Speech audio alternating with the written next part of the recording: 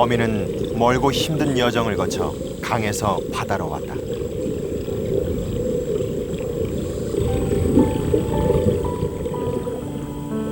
이제 참개는 한 달 동안 품은 알을 털어 떠나보낸다. 어미가 할 수 있는 일은 여기까지다. 새끼 참개의 치열한 투쟁이 시작된다.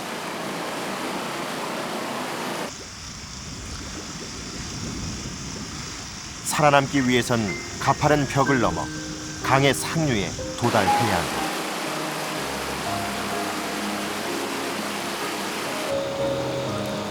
연약한 새끼 참개에겐 강인한 힘이 내재돼 있다. 그것은 어떤 난관에도 포기하지 않는 야생의 생존 본능이다.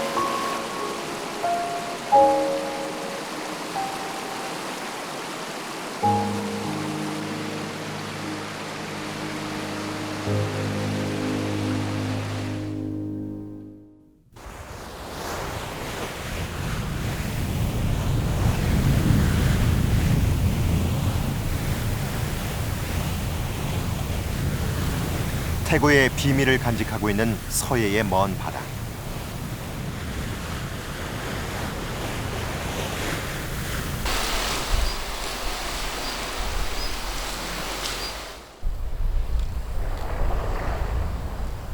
작은 바위에는 몸무게가 최고 150kg까지 나가는 서해의 최강자 물범이 쉬고 있다.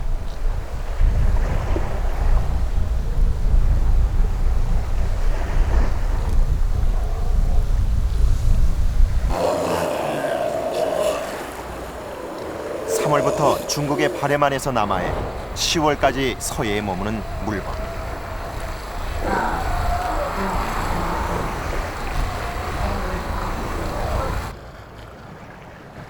대개 휴식으로 하루를 보내는 물범의 진면목은 바닷속에서 나타난다.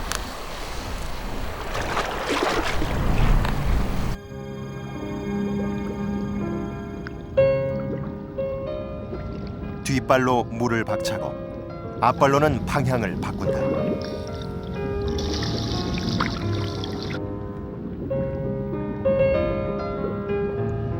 귀여운 생김새 속에 숨겨진 날쌔고 유연한 잠수능력. 물범은 여기에 좋은 시력까지 겸비한 사냥의 명수다.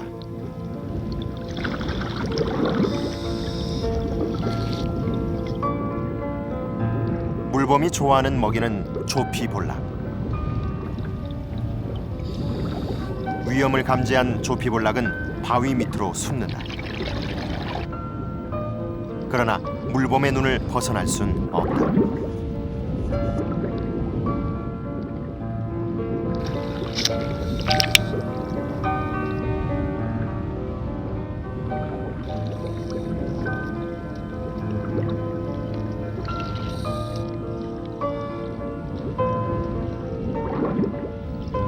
물범은 하루에 최고 20kg의 물고기를 먹는다.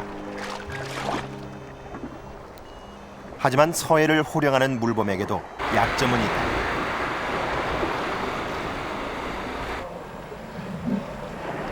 물범의 잠수 시간은 한 번에 겨우 2~3분 정도. 땅의 포유류처럼 코로 숨쉬며 허퍼 호흡을 하기 때문이다. 물의 저항을 줄이도록 귓바퀴가 사라진 물범. 그 기원은 2,500만 년 전으로 거슬러 올라간다.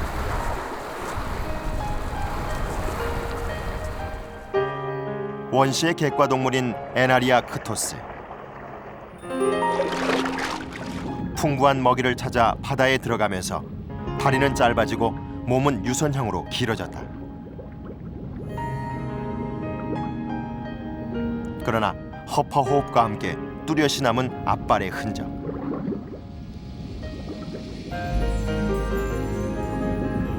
물범은 아직도 바다에 적응하며 진화하고 있는 중이다.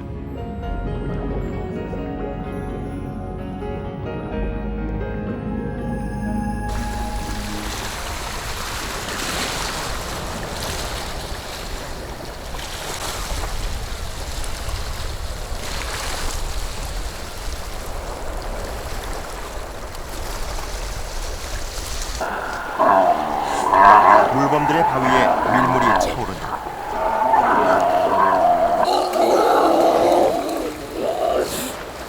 편하게 숨 쉴 수 있는 바위의 공간은 싸워서 뺏어야 한다.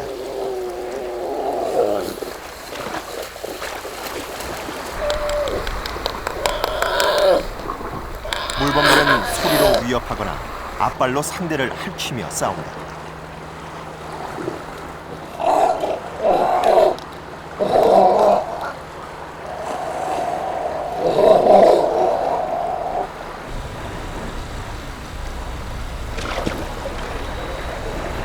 격한 싸움 끝에 물속으로 밀려나는 물범.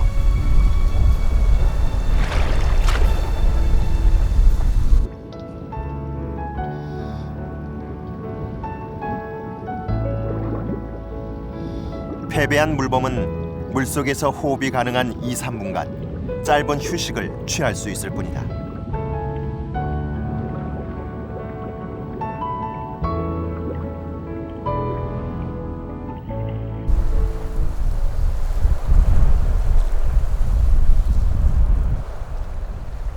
치열한 자리다툼은 물범의 30여 년 평생 동안 계속된다. 물범들은 온몸이 상처투성이다. 상처 자국은 물범에겐 생존 경쟁에서 이겼다는 명예로운 훈장.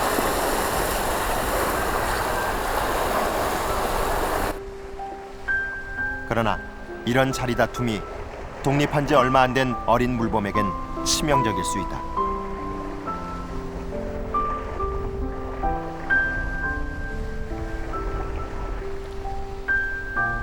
겨우 1살 정도. 상처투성이인 어린 물범은 다시 먹이 사냥에 나서야만 한다.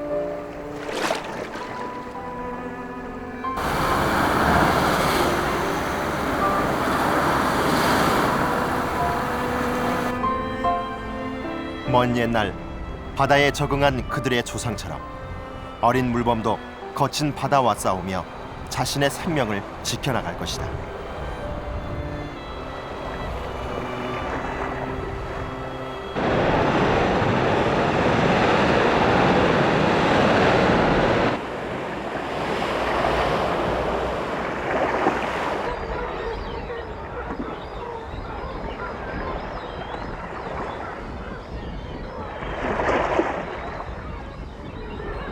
생명은 살아남기 위해 환경에 적응한다.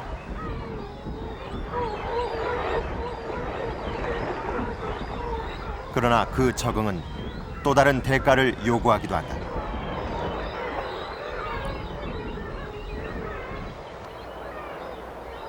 큰 날개로 낮게 날며 물갈퀴로 수면을 스치는 슴새.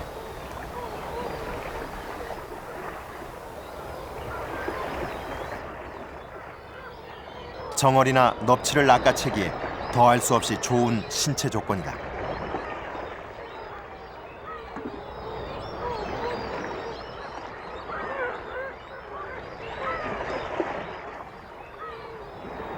바다에 완벽하게 적응한 몸은 육지에선 장애물이 되기도 한다.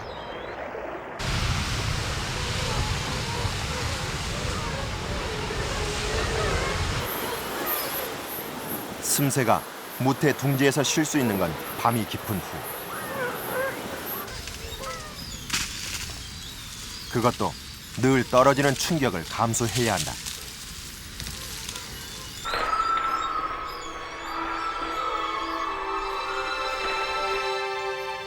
활짝 편 슴새의 날개 길이는 약 110cm. 긴 날개는 매번 나무에 부딪히고 만다.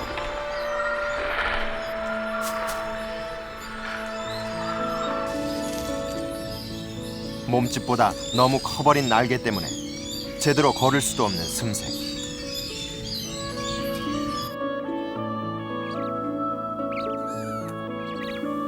슴새는 깊이 땅굴을 파고 둥지를 틀어 육지의 포식자를 피한다.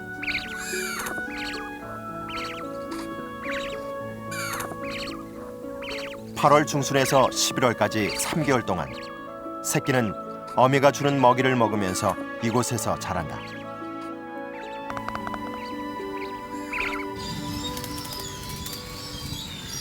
육지에 취약한 심새들은 이른 새벽부터 바다로 나간다.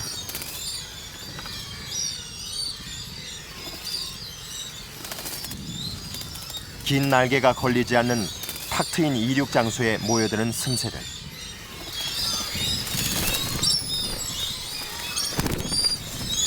한 마리씩 차례대로 이륙하는 심새들의 모습은 생존 본능이 만들어낸 장관이다.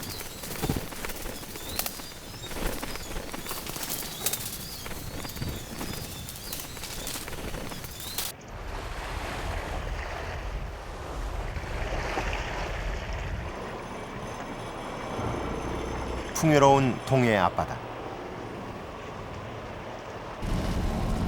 인간과 동물 모두가 이 바다의 의지에 살아간다.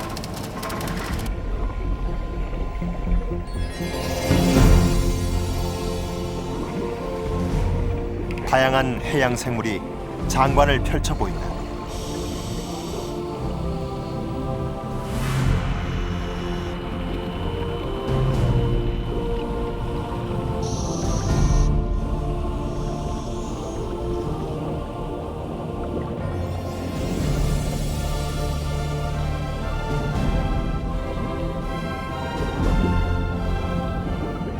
강을 눈앞에 둔 수심 7, 8m의 해안가 절벽. 이곳에서 은백색 황어를 만난다. 강에서 태어나 바다에서 자란 황어.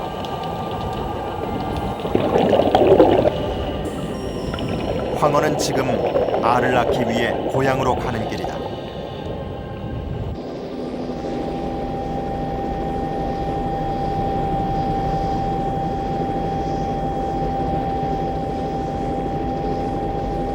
강과 바다가 만나는 기수역은 황어처럼 강을 오르는 물고기들이 꼭 거쳐야 할 정거장이다. 기수역의 물은 소금기가 바다의 절반 정도.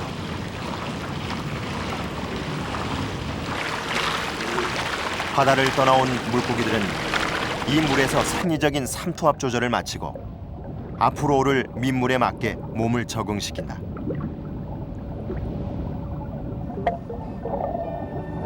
산란 여행의 첫 번째 관문은 색깔 바꾸기.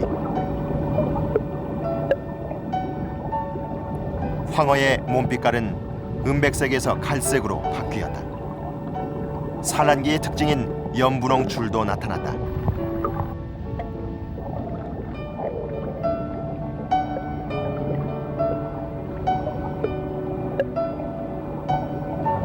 얼룩진 이 황어는 민물에 몸을 적응시키는 데 실패했다.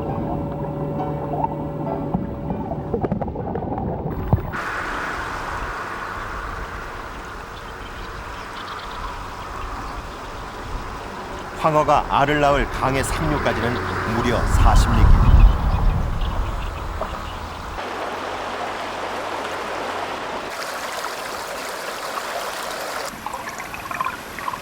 강을 오르는 황어의 몸빛깔이 더욱 짙어졌다. 선명한 주황색 줄무늬가 산란이 임박했음을 알린다. 황어에겐 아직 가장 힘든 난관이 남아있다.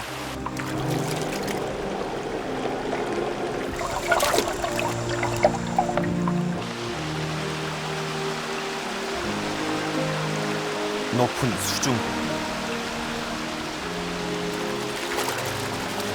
세찬 물살에 밀리던 황어가 있는 힘을 다해 뛰어오른다.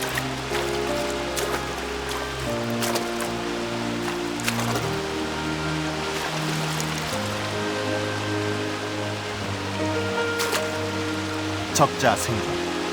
가장 강하고 끈질긴 자만이 살아남아 대를 이을 수 있다.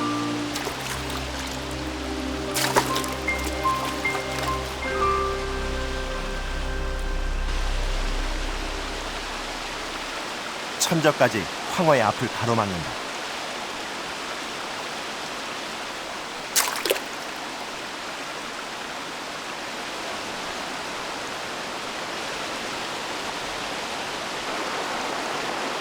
황어들의 도전은 밤에도 멈추지 않는다.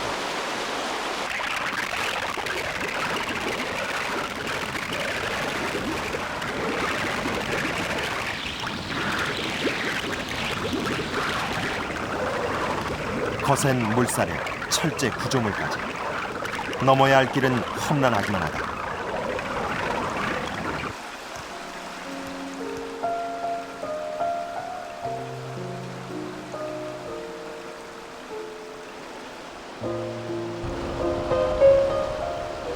밤새 수많은 황어가 난관에 무너졌다.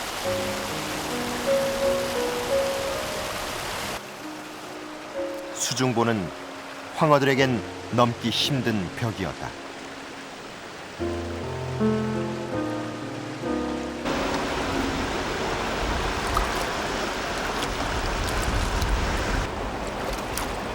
황어들의 산란 여행은 이제 얼마 남지 않았다.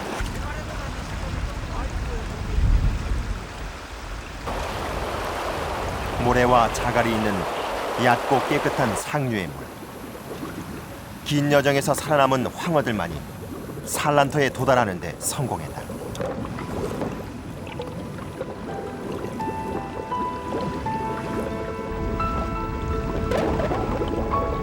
몰려든 수컷이 암컷의 몸을 비벼 산란을 자극한다.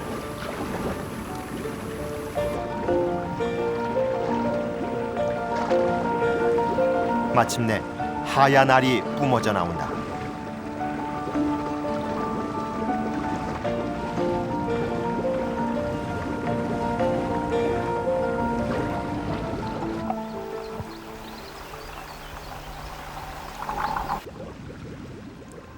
상류의 맑은 물이 알에 신선한 산소를 공급한다.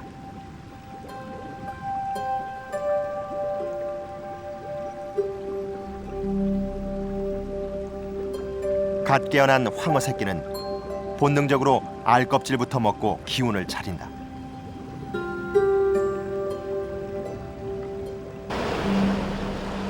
강물을 따라 다시 바다로 가는 새끼들. 치열한 바다의 생존 경쟁이 이들을 기다린다.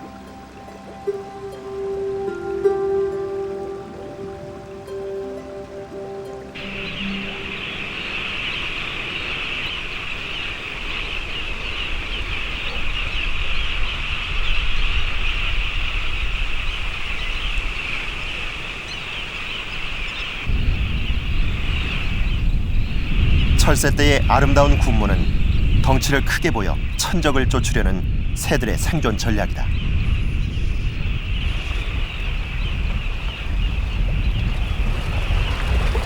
생존 본능은 야생의 생태를 결정짓는다.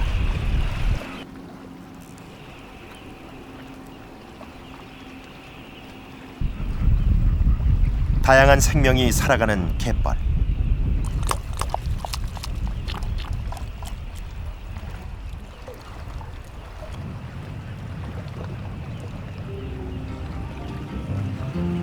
갯벌은 놀라운 생존 전략의 전시장이다. 위험을 느끼면 곧바로 모래 속에 숨어드는 조개.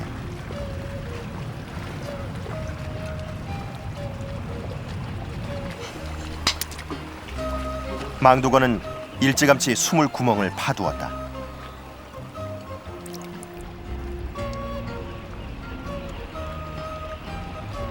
칠개는 한창 영역 싸움 중이다.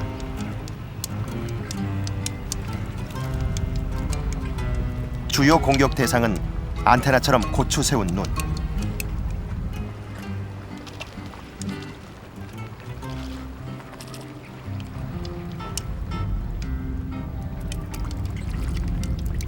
먹이를 구할 영역을 확보하는 것은 생존과 직결된 문제다.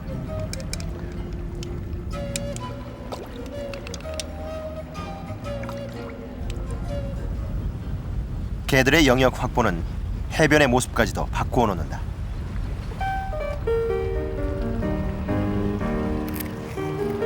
모래를 멀리 던지는 것으로 영역을 표시하는 달랑개.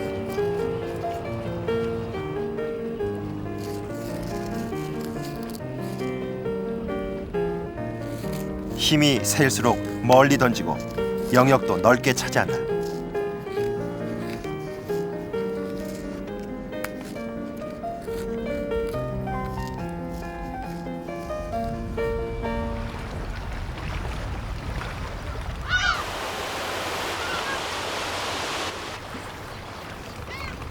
밀물이 들자 콩게가 잽싸게 제굴로 들어간다. 구멍을 막아 완벽하게 위장하는 콩게.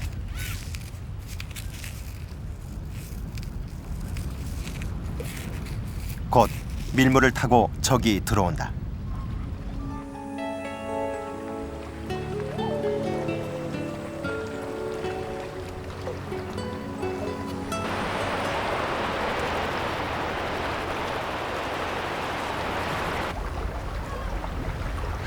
밀물이 든 모래밭은 또 다른 생물들의 전쟁터다.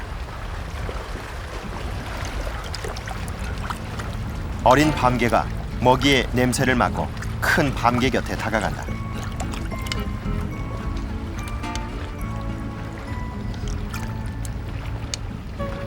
큰 밤개는 어린 밤개를 사정없이 쫓아내더니 아예 자리를 옮겨버린다. 어린 밤개는 힘없는 왕좁쌀무늬 고둥을 헤치고 들어가 찌꺼기를 차지한다.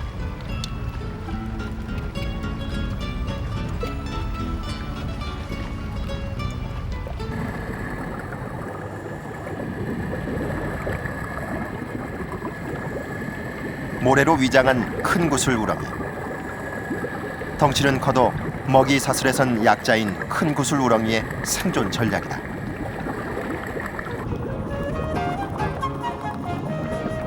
버려진 파이프관 앞에서 망두거가 집싸움을 벌인다.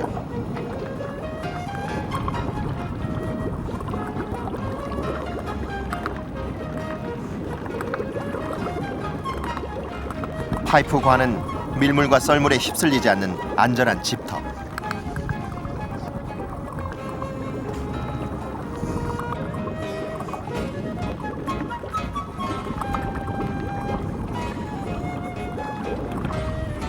하루에도 2번씩 바뀌는 변화무쌍한 환경에서 망두거들의 집싸움은 결사적이다.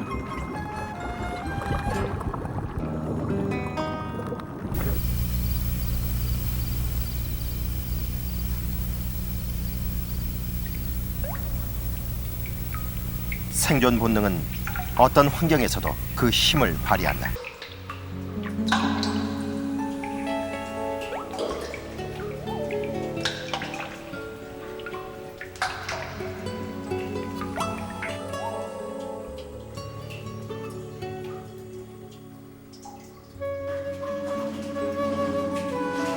공룡이 멸망할 무렵 한 식충류가 빛이 닿지 않는 깊은 동굴로 들어간다.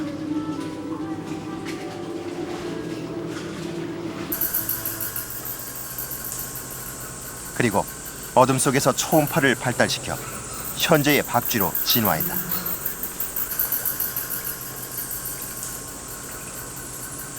동굴은 박쥐들이 겨울잠을 자는 최상의 서식처. 무리 속에서 황금박쥐로 더 유명한 붉은 박쥐가 보인다.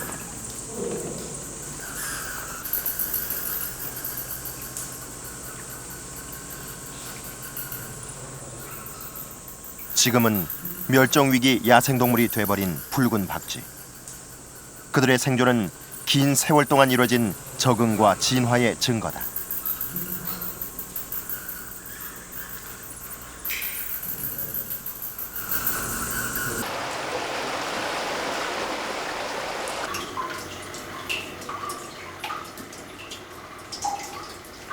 동굴에 사는 곤충들의 몸은 대부분 희거나 투명하다.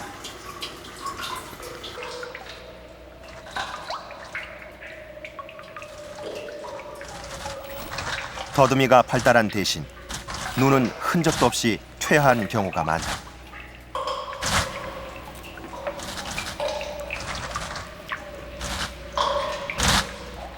시력이 필요치 않은 어두운 동굴.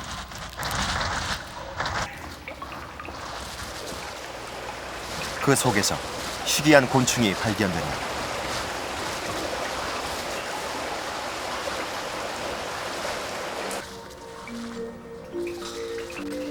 일명 살아있는 화석이라 불리는 갈로아다.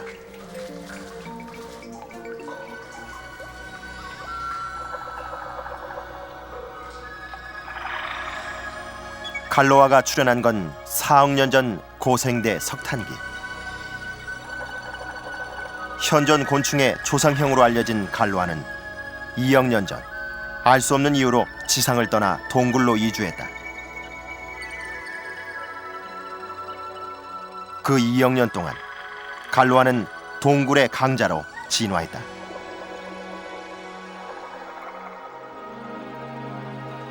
큰 턱과 맞물린 두 개의 이빨,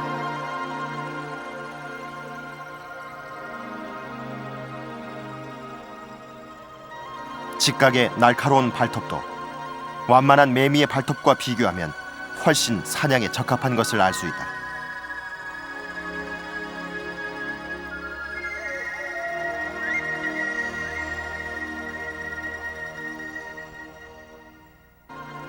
먹이를 사냥할 때는 가시처럼 돋은 센털도 효과적이다. 보통의 동굴 생물보다 발달한 감각무는 표피 전체에 돋아 주변 상황에 민첩하게 대응한다.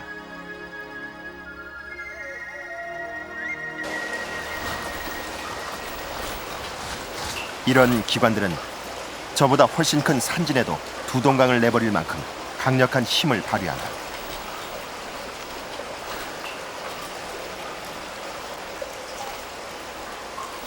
동굴의 포식자 거미도 갈로아의 상대가 되지 못한다.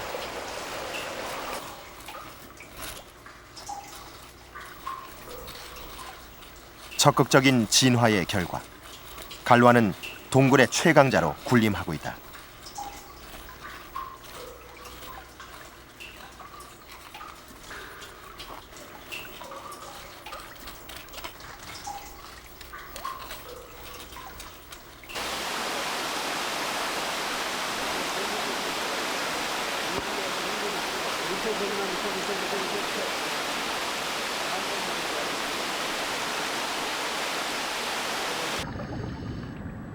동굴의 차고 맑은 물속에서 학계에서도 그 상태를 밝히지 못한 세계적인 희귀종이 발견된다.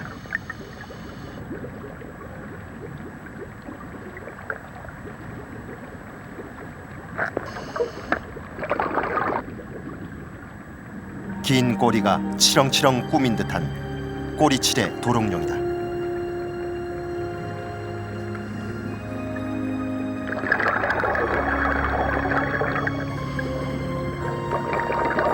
배부른 기색이 확연한 암컷. 원래 꼬리칠의 도롱뇽의 산란처는 계곡으로 알려져 있다. 녀석들이 깊은 동굴로 산란처를 옮긴 것은 환경오염을 피하기 위한 생존 본능의 결과로 여겨진다.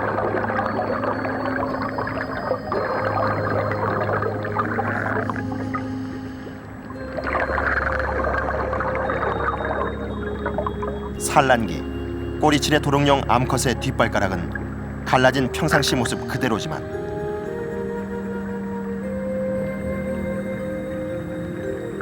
수컷의 뒷발가락엔 측면 주름이 발달하며 물갈퀴가 생겨난다.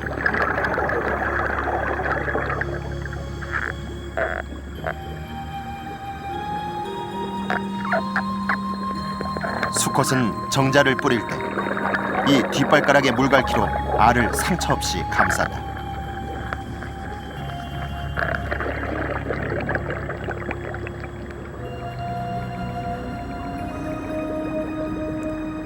물갈퀴는 수십 마리 수컷들의 수정 경쟁에서 쉽사리 밀려나지 않는 효과도 발휘한다.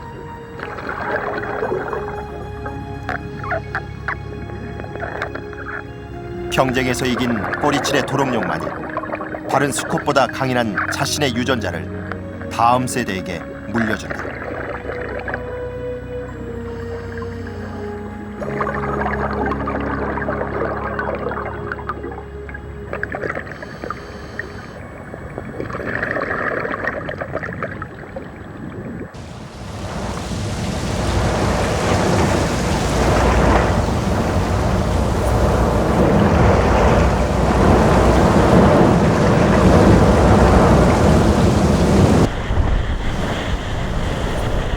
자연은 언제나 냉혹하다.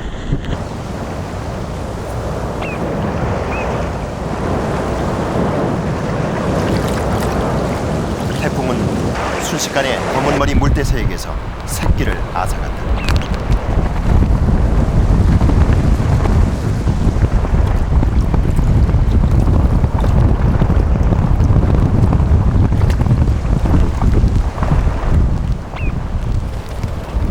애태우던 어미가 급기야 강풍 속에 뛰어든다.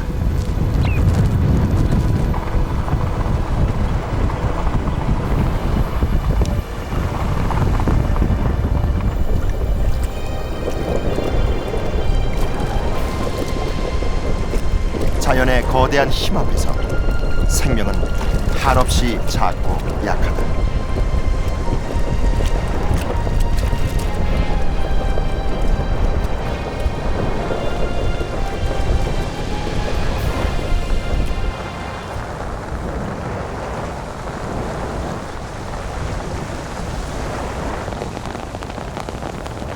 순식간에 생명을 휩쓸고 가는 태풍.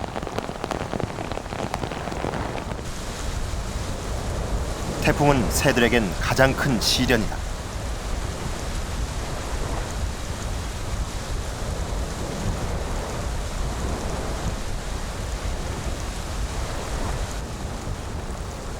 쇠제비 갈매기가 꿋꿋이 둥지를 지킨다.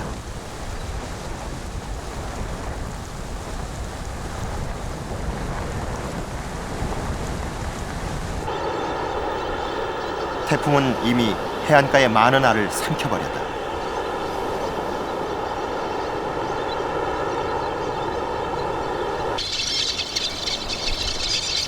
그나마 남은 새끼도 위태로운 상황.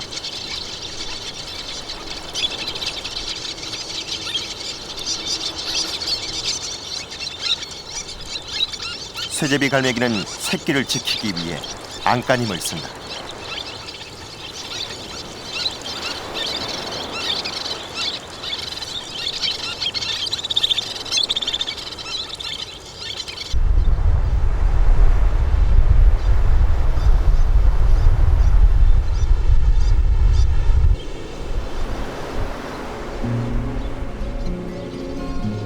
태풍의 순환을 가장 크게 겪은 것은 어린 새끼들이었다.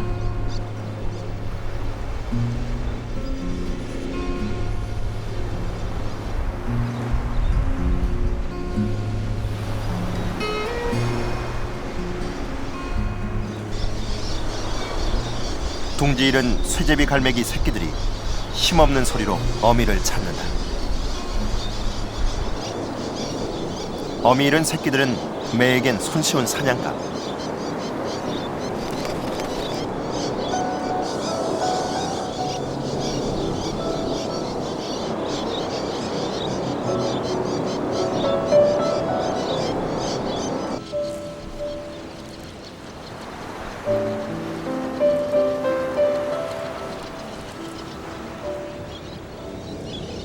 애써 먹이를 구해온 어미가 새끼를 애타게 찾는다.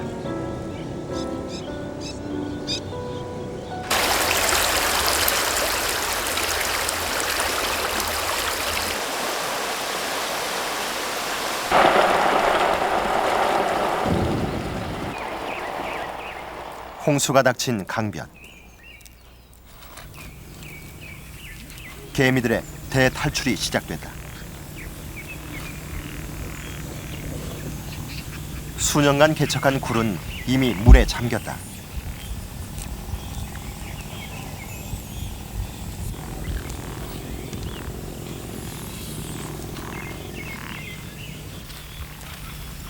굴 속에서만 산 여왕개미를 일개미들이 이끈다. 여왕개미는 피난 시 가장 먼저 보호해야 할 대상. 알을 낳는 여왕개미는 앞으로 개미들이 새로운 굴을 만드는 데 꼭 필요한 존재다.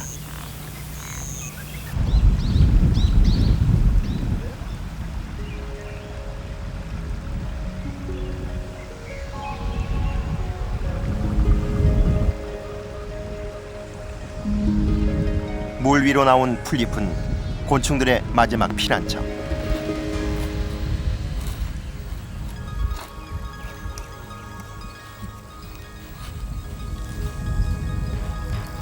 온갖 곤충이 뒤섞여 좀 더 높은 자리를 차지하기 위한 치열한 전쟁을 치른다.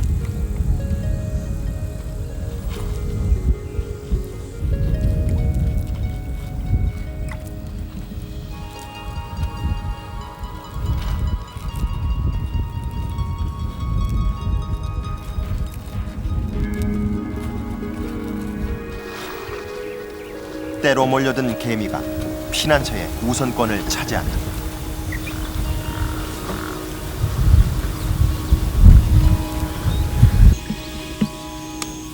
개미가 길을 표시하는 페로몬은 물에 지워져 버린 상황.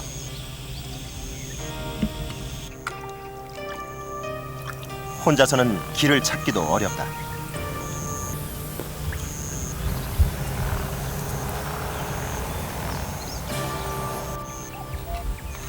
집단이 있어야 살 수 있는 개미들은 고치를 먼저 물어 올린다. 위기 상황일수록 고치는 더욱 중요하다.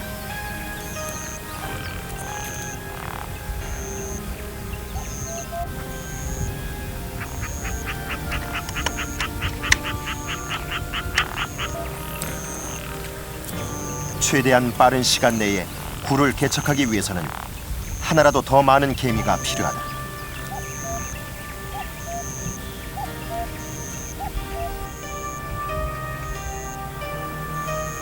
필사적으로 물속의 동료를 구해내는 개미.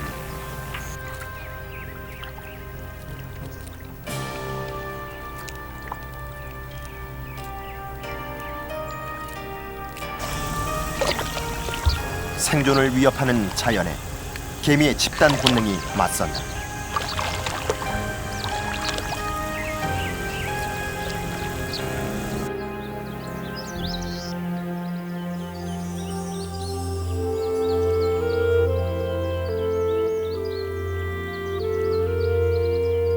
숲은 작은 생명들이 위장과 속임수를 펼치는 은밀한 세계다.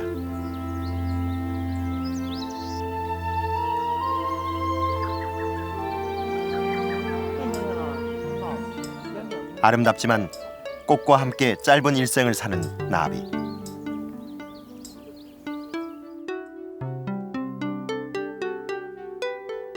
지구상에 약 2만 종이 존재하는 나비는 저마다의 생존 전략을 갖고 있는 진화한 생명체다.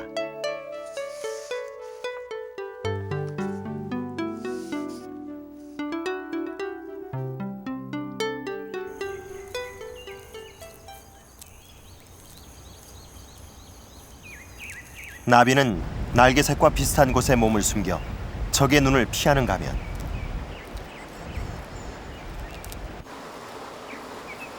날개를 세워 큰 짐승의 눈 같은 무늬로 적을 위협하기도 한다.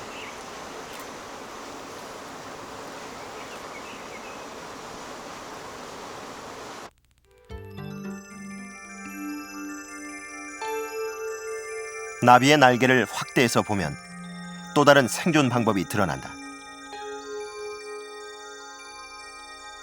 나비의 날개 조직은 빗물을 흘려버리도록 겹겹이 쌓인 기와장 모양으로 돼 있다.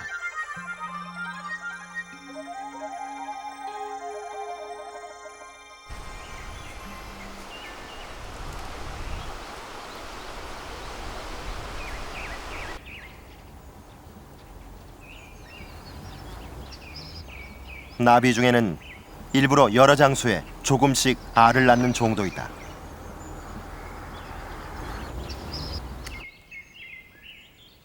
배추 흰나비와 호랑나비가 일정한 간격을 두고 산란하는 것은 애벌레가 먹을 풀이 넉넉하도록 하기 위해서다.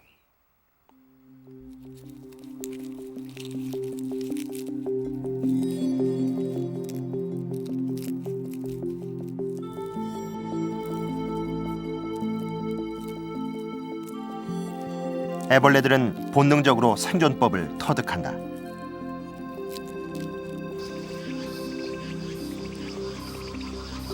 쫙 펴진 이파리 속에 감싼 잎이 보인다.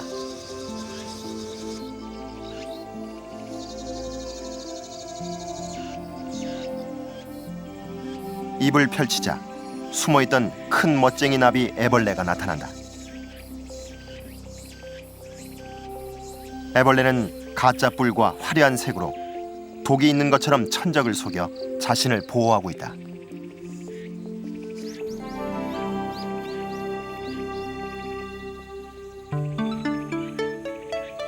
잎을 감싸는 대신 범부전나비 애벌레는 2장의 잎을 붙여 집을 만들었다.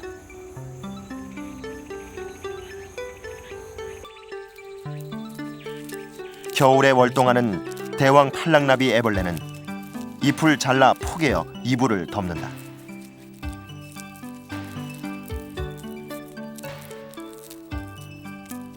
이때 나뭇잎이 마르지 않도록 잎맥은 절대 건드리지 않는다.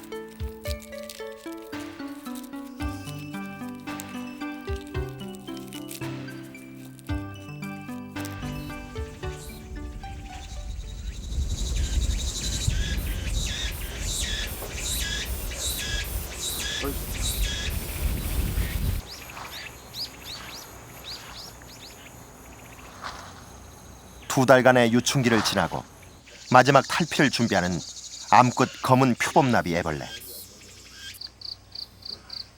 꽁지에 끈끈이 액을 분비하는 것은 떨어지지 않기 위해서다.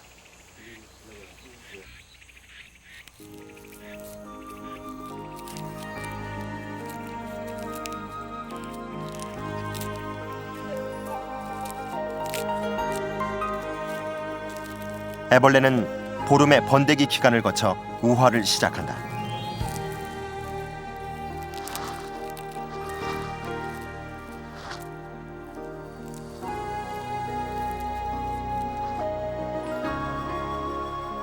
몸에서 액이 분비되며 날개가 곧게 펴지고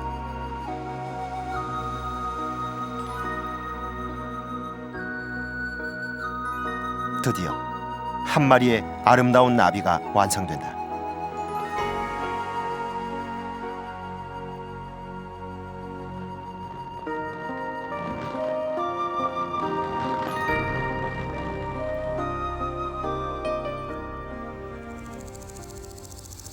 위장도 생존의 한 방법이다. 나뭇가지의 거품은 거품벌레가 만든 은신처.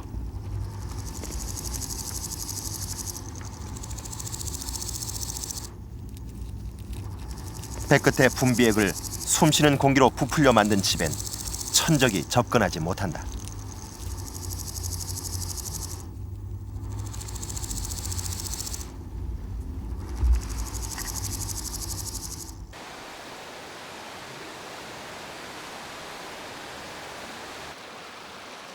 뭔가 움직이는 흔적.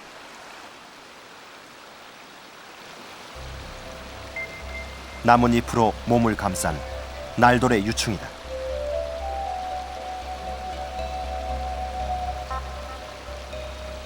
날돌의 유충은 미세한 돌가루를 정교하게 이어붙여 집을 짓기도 한다.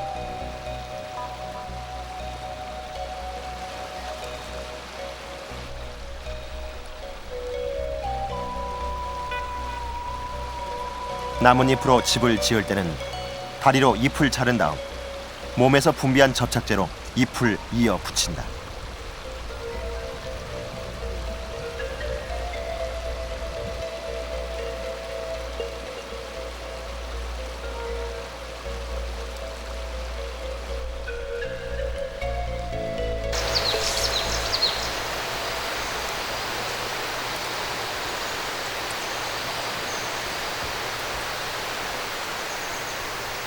늘어진 긴 꼬리가 생존 전략인 아무로 장지대.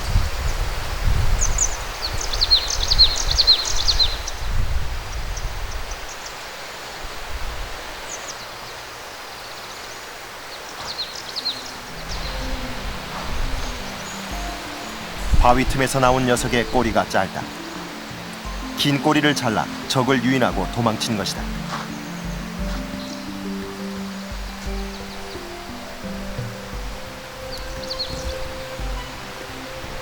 잘린 꼬리는 몇 번이고 재생된다. 포식자에게서 살아남기 위한 약자들의 놀라운 전략.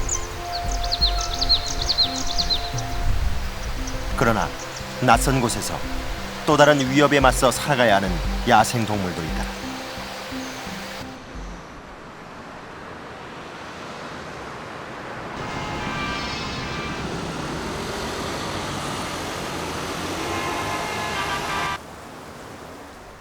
서울 도심의 양재천.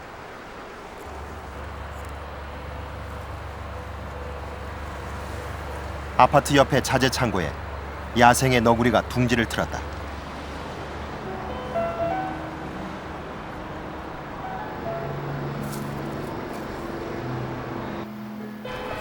먹이를 찾아 야산을 떠나온 어미는 이곳에서 5마리의 새끼를 낳아 키워냈다.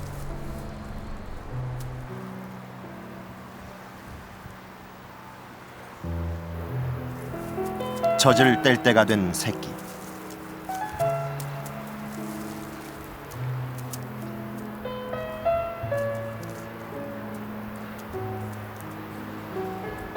이제 새끼는 인간이 버린 쓰레기를 뒤져 먹이를 찾는 법을 배워야 한다.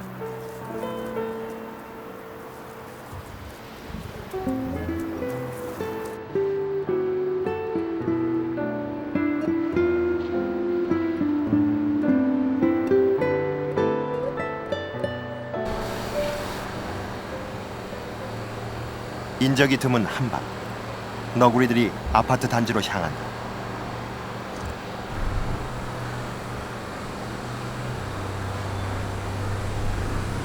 먹이를 찾으러 가는 길은 목숨을 담보로 한다.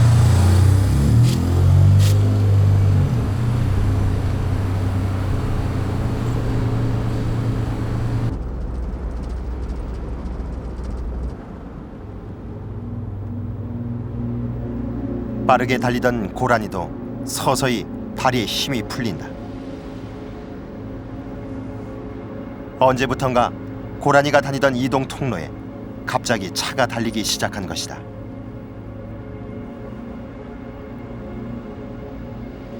마지막 힘을 쥐어짜 도로 한켠으로 도망치는 고라니.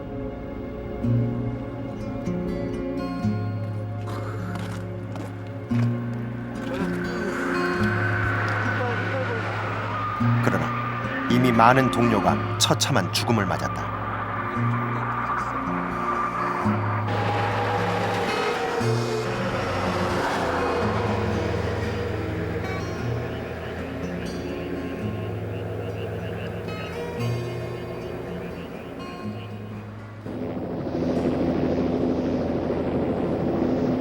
고층 빌딩들이 우뚝 솟은 서울, 여의도. 인간의 환경에 도전하는 야생의 생명이 있다.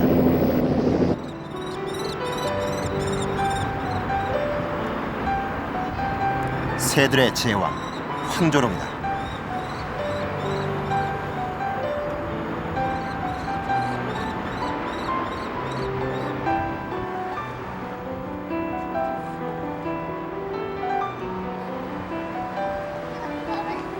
황조롱이가 마련한 둥지는 아파트의 비좁은 환기구.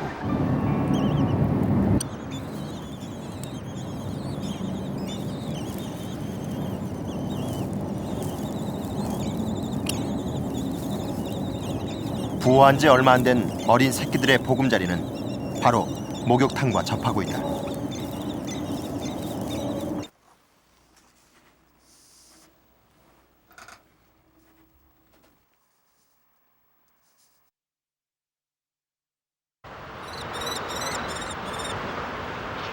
높이 떠서 표적을 주시하는 정지비.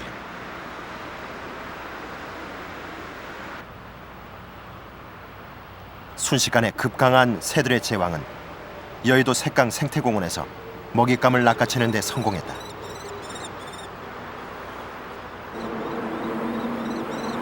전리품을 들고 둥지로 돌아가는 황조롱이 수컷.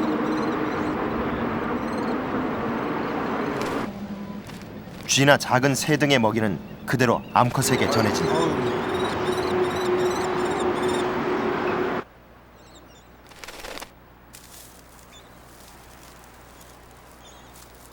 암컷은 저보다 먼저 새끼들을 먹이기 위해 고기를 잘게 찢는다.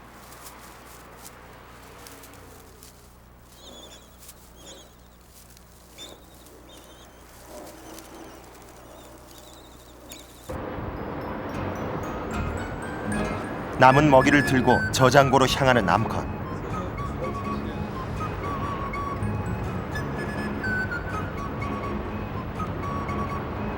새끼를 키우는 어미의 본능은 자연이 아닌 아파트 옥상에서도 훌륭한 저장 공간을 찾아냈다.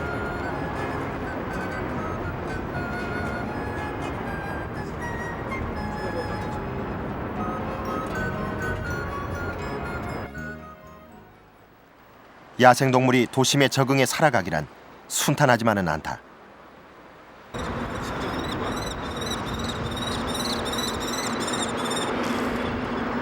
심상치 않은 울음소리.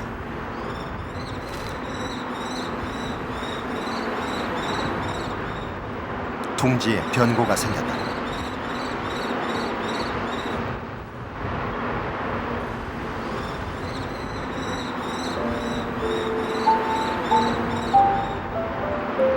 (10층) 아파트 아래로 두 마리의 새끼가 떨어져 죽은 것이다.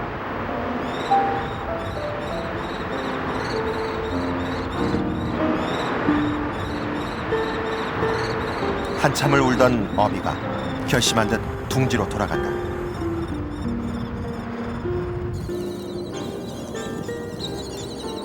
어미에겐 아직 남은 새끼들을 지켜야 할 의무가 있다.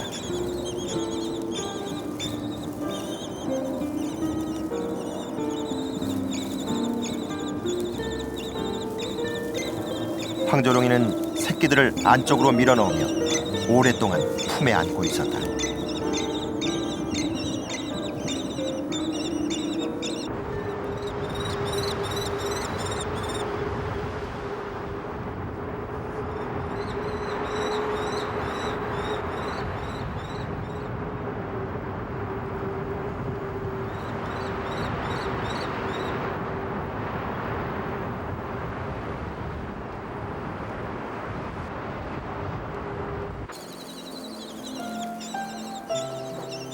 새끼가 점차 솜털을 벗는다. 제법 부리가 단단해지고 용맹한 깃털이 나타나기 시작한다.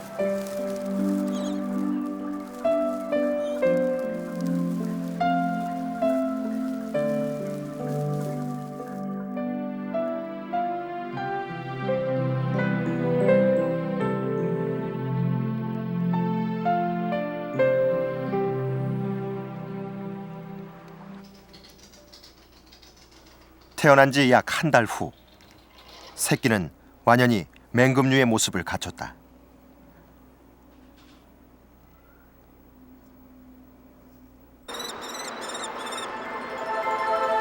수컷이 시범 비행을 선보이는 하늘은 이제 새끼가 도전해야 할 대상이다.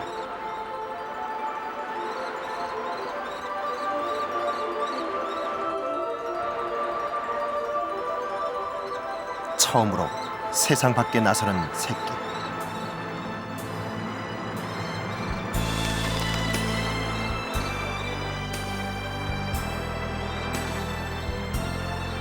한 마리 새끼는 무사히 반대편 아파트까지 가는데 성공했다.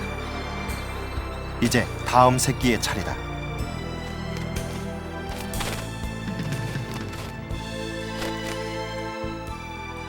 떨어진 새끼를 어미는 지켜보기만 할 뿐이다.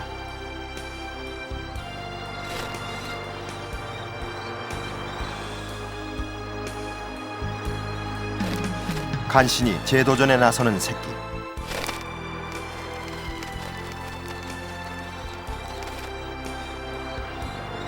그러나 연이어 실패한 새끼는 더 이상 날려고 하지 않는다.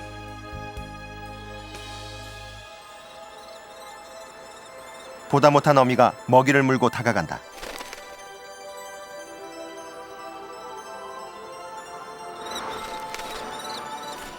힘을 내보라고 먹잇감을 건네준다.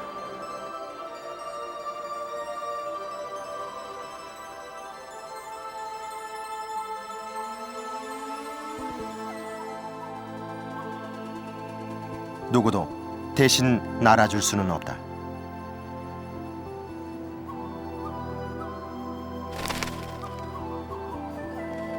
이렇게 해서도 날려고 하지 않는다면 어미는 새끼를 포기할 수밖에 없다.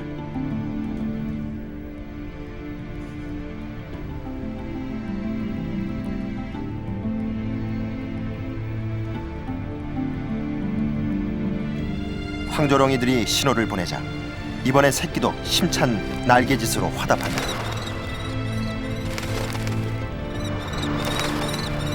마침내 도심의 하늘을 날아오르는 황조로.